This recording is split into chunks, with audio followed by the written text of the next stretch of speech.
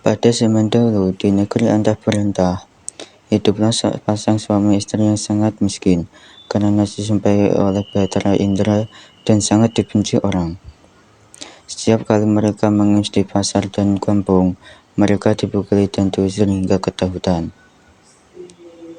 Oleh karena itu, tinggallah sepasang suami istri itu di hutan dan memakan batang kayu dan buah-buahan.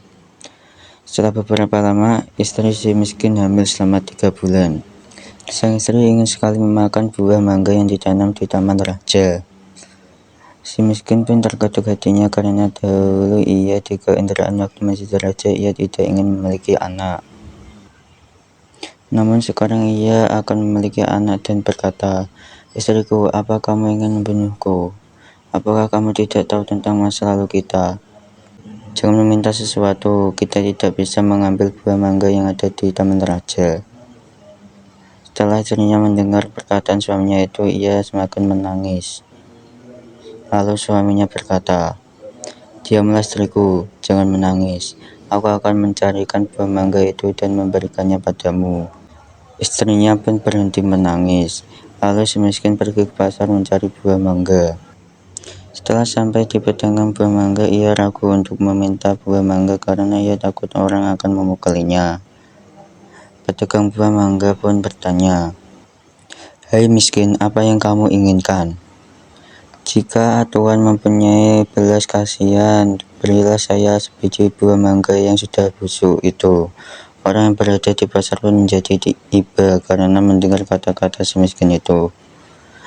Lalu orang yang berada di pasar tersebut memberikan si miskin buah mangga, makanan, dan bahkan pakaian serta buah-buahan lainnya.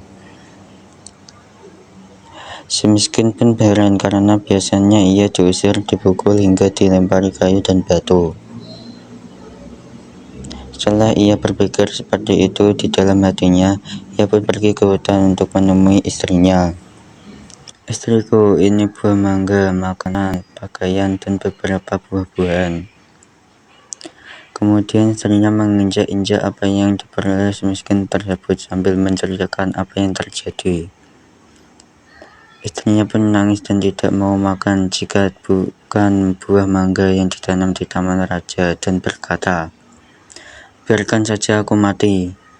Si miskin pun sangat terpukul melihat perbuatan istrinya. Kemudian ia pergi menghadap Maharaja Indradewa yang saat itu sedang mengadakan pertemuan raja. Lalu ia masuk ke dalam dan baginda raja pun berkata, "Hai miskin, apa yang kamu inginkan?"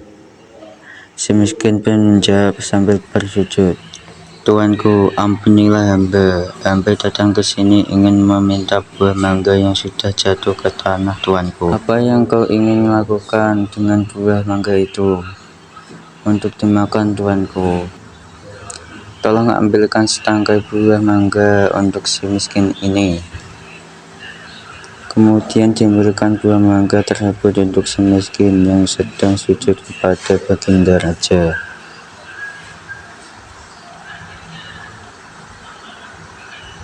Setelah itu si miskin pun berjalan pulang ke rumahnya.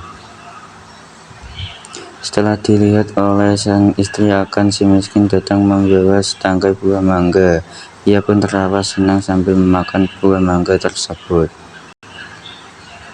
3 bulan kemudian, sang istri menangis ingin memakan buah nangka yang ditanam di taman raja. Dengan cara yang sama, si miskin pun mendapatkan buah nangka yang ditanam di taman raja untuk istrinya yang sedang mengidam itu. Selama istri si miskin hamil, banyak makanan, pakaian, beras, dan peralatan yang diberikan kepadanya. Pada waktu yang baik dan tepat, pada malam hari 14 bulan itu, bulan bersinar terang. Kemudian pada waktu itu juga, istri si miskin melahirkan seorang anak laki-laki yang sangat baik dalam penampilan dan tampan. Anak itu diberi nama Marakarma, yang artinya anak di dalam kesulitan. Dengan takdir Allah SWT melimpahkan kepada hambanya, si miskin pun menggali tanah untuk membuat tempat tinggal untuk keluarganya. Ketika ia menggali tanah untuk menancapkan tiang, ia menemukan telaga besar yang berisi banyak emas. Istrinya pun datang untuk melihat dan berkata, "Emas ini tidak akan habis sampai anak cucu kita, suamiku."